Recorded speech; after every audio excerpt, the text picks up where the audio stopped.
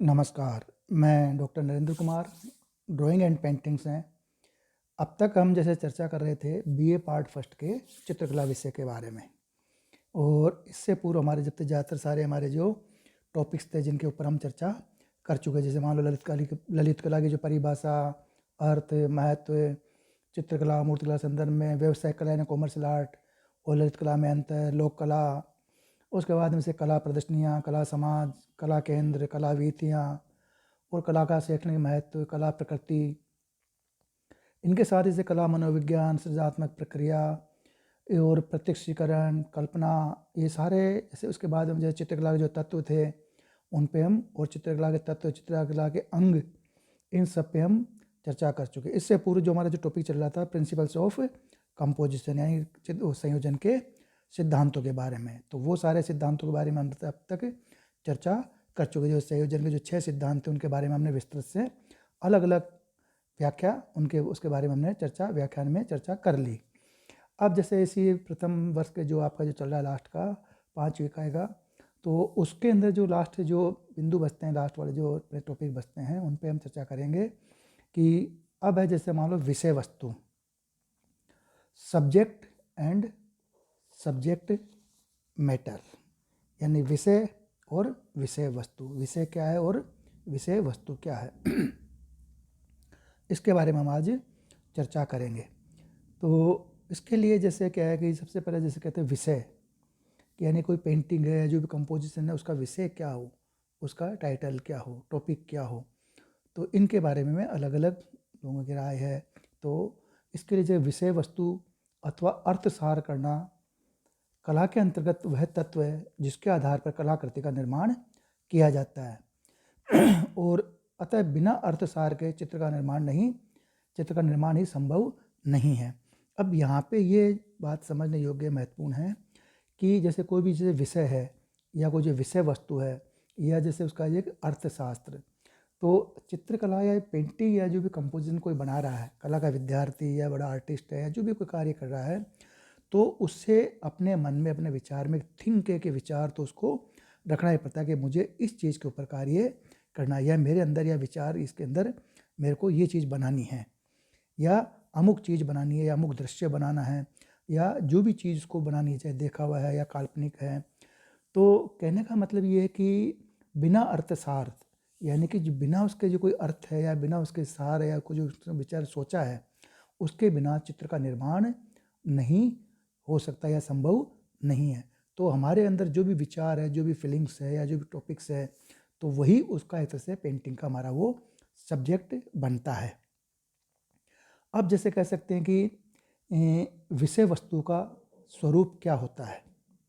तो पहला जैसे कि विषय वस्तु और अर्थशास्त्र कला के अंतर्गत वह तत्व है जिसके आधार पर कलाकृति का निर्माण किया जाता है। यानी कि मैंने बताया ना भी जैसे कि बिना उसके हमारे अंदर विचार या बिना कोई थिंक या बिना कोई सोच के कोई भी पेंटिंग्स या कंपोजिशन का निर्माण नहीं हो सकता या संभव नहीं है। और वह जो ही वह चीज़ प्रकट होती है तो वो एक अपने आप में एक सब्जेक्ट कह सकते हैं, उसको एक विषय कह सकते हैं, या आर्टिस्ट की उसकी एक फीलिंग या उसकी जो मन के भाव है, एक्सप्रेशंस हैं, लेकिन वो कोई ना कोई उसका एक अर्थसार जरूर निकलता है और वही उसका एक तरह से स्वरूप या विषय वस्तु वो उसका कहलाता है। उसको विषय भी कह सकते हैं, उसको विषय वस्तु भी कह सकते हैं, और उसका अर्थसार भी वो होता है।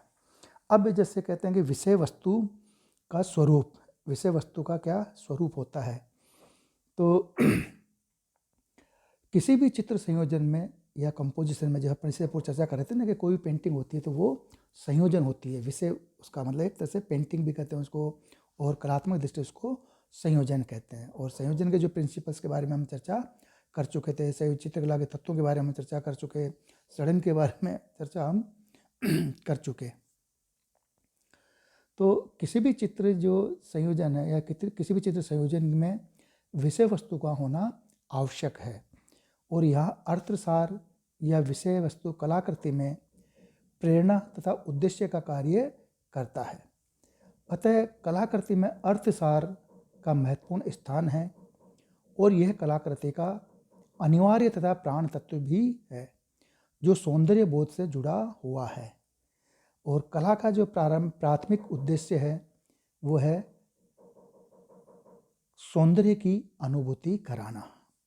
और कला की वास्तविक सुंदरता कलाकार के अंतर्मन में रहने वाले विचारों की सुंदरता तथा कार्यों में निहित होती है। इसके लिए यह आवश्यक नहीं है कि विषय वस्तु की सुंदरता से कला भी सुंदर हो जाती है या विषय के असुंदर होने से कला भी असुंदर हो जाती है। तो ये चीज़ जो मैंने शुरू में बताई, अपने चर्चा करी कि कोई भी चित्र है, कोई भी जो संयोजन है या जो पेंटिंग्स हम बना रहे हैं, तो उस विषय उसके अंदर जो उसका जो टॉपिक है या उसका जो विषय, उसका जो सब्जेक्ट है, तो वो उसका होना आवश्यक है। अब यदि जैसे मालूम किसी टॉपिक को विषय वस्तु को लेके या आर्टिस्ट एक बना रहा है तो उसका वो विषय हो गया। अन्यथा जैसे मान लो कि आर्टिस्ट है, तो आर्टिस्ट के अंदर उसके क्या विचार है, उसके अंदर क्या फीलिंग्स है, उसके अंदर क्या अभिव्यक्ति वो करना चाह रहा है, तो वो जो भी सारा चीज़ करता है वो करता है कि सौंदर्य बोध के लिए। वो सारी चीज़ कैसे जुड़ी हुई है? एस्थेटिक्स सेंस से, एस्थेटिक्स आनंद से, सौंदर्य बोध से, कि उसके अंदर उसको एक अनुभूति होती है। वो चाहे वो जो भी चीज़ निकल के आती है तो वो बाद में एक सब्जेक्ट के रूप में, एक मैटर के रूप में, सब्जेक्ट मैटर के रूप में वो चीज़ स्थापित हो जाती है। परिवर्तन मतलब वो उसका एक आधार बन जाता है कि ये इस अमुक सब्जेक्ट है उस चीज़ पे। जबकि वो एक आर्टिस्ट का एक सौंदर्य बोध है। उस आर्टिस्ट ने एक जैसे उसके मन में क्या फीलिंग है, उसने क्या सोचा। अब यहाँ पे ये भी महत्वपूर्ण चीज़ है कि ये ज़रूरी नहीं है कि जैसे मान लो जो कोई बहुत सुंदर उसने विषय लिया, बहुत बढ़िया धार्मिक विषय लिया, तो उस धार्मिक विषय के आधार पर ये नहीं कि वो पेंटिंग भी बहुत अच्छी सुंदर वो चीज़ बन जाएगी। और कभी यह भी नहीं है कि बहुत सुंदर पेंटिंग एक बहुत सुंदर विषय बन जाए। तो ये सारा जो डिपेंड करता है कि अमुक जो आर्टिस्ट है, जो कला का जो विद्यार्थी है, वो उसके मन में उसके किस तरह के भाव हैं, किस तरह की उसके पास फीलिंग है, क्या उसकी सोच है, क्या उसका दृष्टिकोण है, और क्या अपने उसके जो भाव विचार भाव उनको वो किस तरह से रूप में प्रकट करना चाह रहा है। तो वही चीज़, तो ये कह सकते हैं कि किसी भी चित्र संयोजन में विषय वस्तु का होना आवश्यक है। यानी कि अगर जो एक्सप्रेशंस करेगा, जो भाव करेगा, अभिव्यक्ति देगा, वो अवश्य किसी न किसी एक सब्जेक्ट, एक थीम या एक अर्थसार के रूप में प्रकट होगी। अब यहाँ अर्थसार या विषय वस्तु कलाकृति में प्रेरणा, वो किस चीज़ से, मतलब आर्टिस्ट किस चीज़ से प्रेरित है होकर वो कार्य कर रहा है, या उसका उद्देश्य क्या है, तथा किस उद्देश्य से वो कार्य कर रहा है। अतः ये कलाकृति में एक अर्थसार का महत्वपूर्ण स्थान रखते हैं कि एक आर्टिस्ट उसका उद्देश्य क्या है, किस उद्देश्य से वो पेंटिंग बना रहा है, किस उद्देश्य से वो कंपोजिशन बना रहा है, या फिर वो जैसे मैं किस चीज़ से प्रेरित होकर बना रहा है, या कोई प्रेरणा स्रोत उसका क्या है। तो उस दृष्टि से यहाँ पे अर्थसार जो है, उसका जो सारांश निकलता है, वो एक महत्वपूर्ण स्थान है। और यह कलाकृति का अनिवार्य तथा प्राण तत्व भी होता है, जो सौंदर्य बोध से जुड़ा हुआ होता है।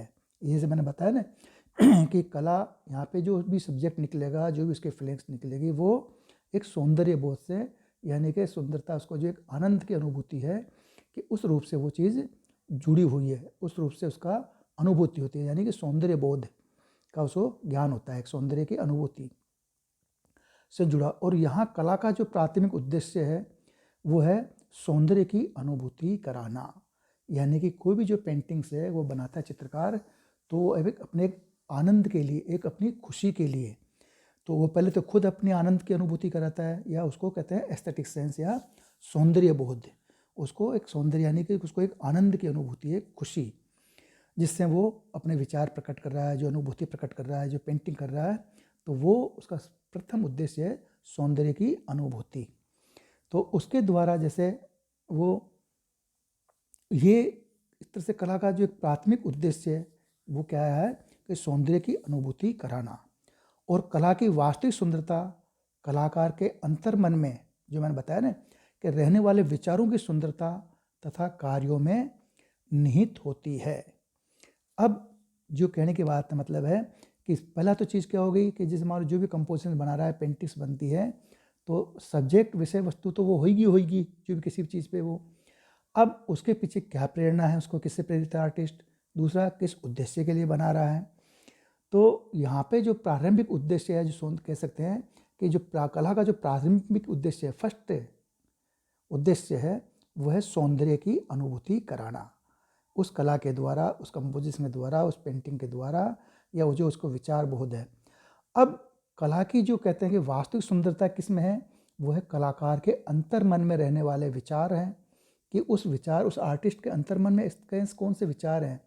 अगर जितने सुंदर विचार हैं उसी तरह से वो उसका जो बोध है पेंटिंग के रूप में वो जो प्रकट होंगे, वो उसका जो एस्थेटिक्स बोध है या सौंदर्य बोध है वो उसी रूप में। तो कहने का मतलब है कि जो कला की वास्तविक सुंदरता है वो कलाकार के अंतर मन में रहने वाले विचारों की सुंदरता और उसके कार्यों में निहित होती है। तो इस महत्वपूर्ण चीज़ है एक कलाकृति के लिए, एक कलाकार के लिए, एक आर्टिस्ट के लिए।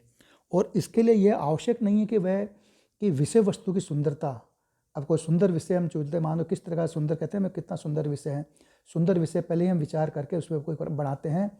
तो ज़रूरी नहीं है कि विषय वस्तु की सुंदरता से कला भी सुंदर हो जाती है, या विषय के असुंदर होने से, अगर मान लो कोई गंदा विषय, तो उससे ये भी नहीं कि इसका अर्थ ये नहीं कि कला भी उसकी असुंदर हो जाएगी। क्योंकि यहाँ पे कला का मतलब है सौंदर्य बोध, कला का मतलब है सौंदर्यानुभूति, सौंदर्य के रूप में उसको आनंद की अनुभूति। और सौंदर्य कहाँ निकलेगा, जब व्यक्ति के अंदर सुंदरता उसके जो अंतर मन में है, उसके जो विचारों में है, उसके जो फीलिंग्स में है। तो जिस तरह की उसके सुंदर मन, उसके अंतर मन में विचार है, सुंदर कार्यों में उसकी नीति है, तो उसके अनुसार अगर वो कार्य करता है तो वो उसका जो विषय है या जो टॉपिक है वो भी एक सुंदरता के रूप में प्रकट होता है। और यहाँ पे ये जैसे मैंने पहले बताया, यहाँ पे विद्वान भी कह रहे हैं कि विषय वस्तु की सुंदरता से कला सुंदर हो जाती है, ये भी कोई ज़रूरी नहीं है। या विषय का कोई जो मान लो असुंदर विषय है, गंदा, इस तरह का कोई जिसको कोई नापसंद करे टॉपिक है, अगर उस पर कोई कार्य करता है तो ये नहीं है कि इसका मतलब ये नहीं कि उसकी जो कार्य है, इसकी कला है, वो भी असुंदर हो जाती है। यहाँ पे यह चीज़ भी नहीं है। अब इसके बारे में जैसे प्रसिद्ध पाश्चात्य या सौंदर्य शास्त्री क्रोचे क्या कहते हैं, और उन्होंने जैसे कला या सौंदर्य अनुभूति और सौंदर्य पर अपना क्या प्रयोजन, क्या उनके विचार हैं, वो क्या कहते हैं, इसके बारे में ये हम अगले वाले व्याख्यान में चर्चा करेंगे। धन्यवाद।